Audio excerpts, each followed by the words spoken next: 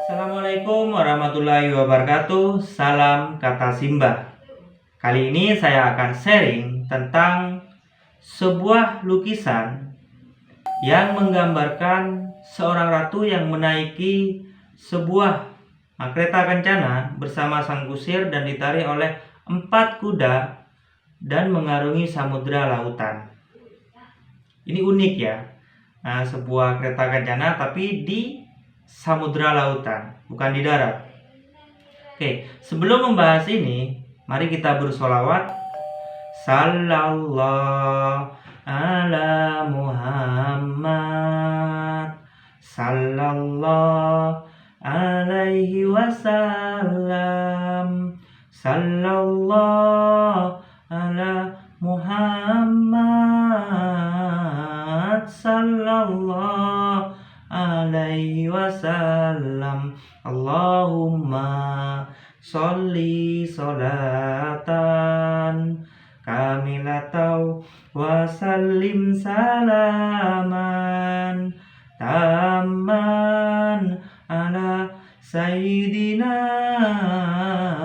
Muhammadin alladzi tanhallu bihil uqadu wa tanfariju bihil kurabu wa tuqada bihil hawaiju wa tunalu bihir raghaibu wa husnul hawatimi wa yustasqal ghamamu biwadahil karim wa ala alihi wa sahbihi fi kulli lamhati wa nafasim bi'adadi kulli ma'lumin lak. Alhamdulillah. Jadi saya pernah ke rumahnya Simba, dan di rumahnya itu ada sebuah lukisan seorang ratu yang menaiki kereta kencana bersama sang kusir yang ditarik oleh 4 kuda mengarungi samudera lautan. Itu sebuah lukisan. Ketika Simba saya tanya, apa yang kamu lihat dari lukisan tersebut? Saya menjawab, ya kereta kencana yang dinaiki oleh seorang ratu bersama sang kusir dan kuda di atas lautan. Setelah itu, pesan apa yang kamu bisa ambil dari lukisan tersebut? Kata Simba bertanya lagi sama saya. Saya cuma ya seorang ratu, Mbak saya cuma tersenyum dan menjawab betul. Tapi Simba saya melanjutkan, sebenarnya pesan di dalam lukisan tersebut berkaitan dengan manajemen diri kita. Manajemen diri kita. Ratu. Ini Simba mulai menerangkan ya.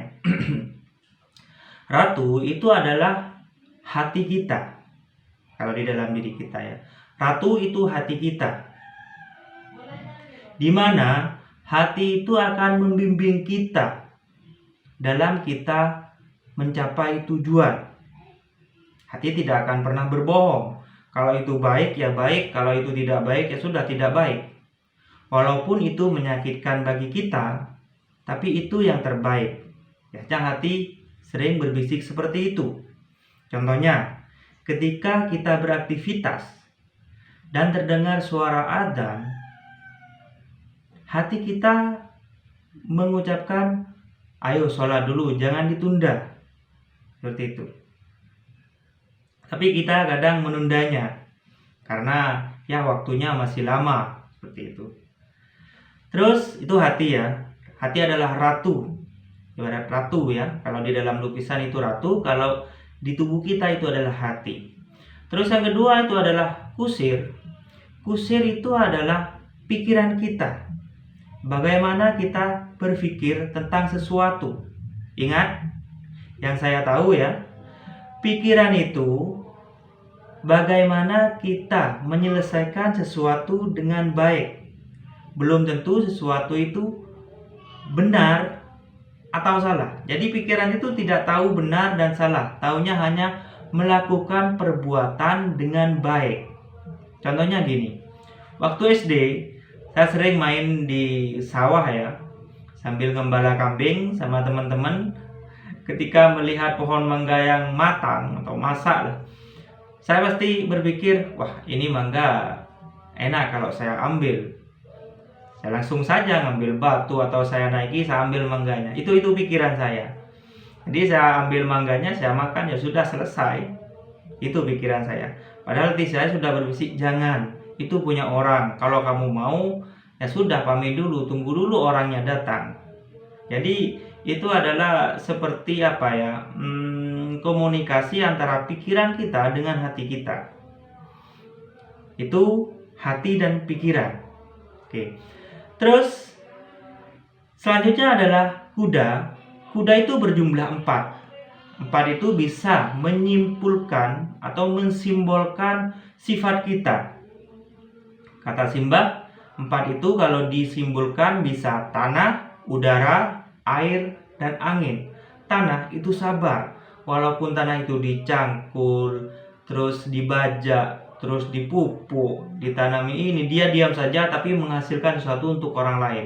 Itu simbol dari sabar. Terus udara. Udara itu simbol dari ikhlas. Karena dia tidak berbentuk. Udara itu simbol dari ikhlas. Terus yang ketiga itu adalah api. Itu simbol dari nafsu kita. Nafsu bisa kita arahkan ke arah yang positif, yang berguna bagi orang lain atau berguna bagi kita. Bisa juga mencelakai kita kalau kita arahkan ke arah negatif. Itu nafsu. Terus yang keempat itu air. Air ini saya masih bingung. Jadi mengartikan air itu simbol sifat apa saya masih bingung. Tapi yang keempat kuda itu yaitu simbolnya tanah, udara, api, dan air. Itu keempat sifat yang ada di tubuh kita. Sedangkan kereta kencana itu adalah badan kita, fisik kita. Seperti itu. Terus lautan itu bagaikan kita berjalan di atas lautan. Pasti ada ombak, ada badai yang akan menghantam kereta kencana tersebut. Katanya Simbah, kalau kamu punya tujuan, kamu pasti punya rencana. Ketika kamu melangkah pasti ada ombak kegagalan, ombak kebencian, ombak fitnah, dan ombak disia-siakan. Pasti itu. Karena itu adalah hiburan ketika kita ingin menggapai tujuan kita. Tanya Simbah, kalau kita punya tujuan dan itu gagal, jangan diganti tujuannya, tapi rencananya yang harus diganti untuk menggapai tujuan tersebut. Jadi manajemen diri. Jadi untuk lukisan sang ratu tersebut ternyata itu bersangkutan dengan manajemen diri. Kebanyakan sih, kalau saya pribadi, kebanyakan orang melihat lukisan tersebut menganggap bahwa orang rumah tersebut ada sesuatu yang dihubungkan dengan ya menyembah itulah, terus ya berkawan dengan seperti itu. Ternyata kata Simbah saya itu adalah filosofi dari sebuah manajemen diri kita. Jadi itu mungkin pelukisnya dulu ingin menyampaikan pesan seperti itu. Dia melukis dengan ketenangan sampai akhirnya menjadi sebuah pesan yang sangat mendalam untuk manajemen diri kita.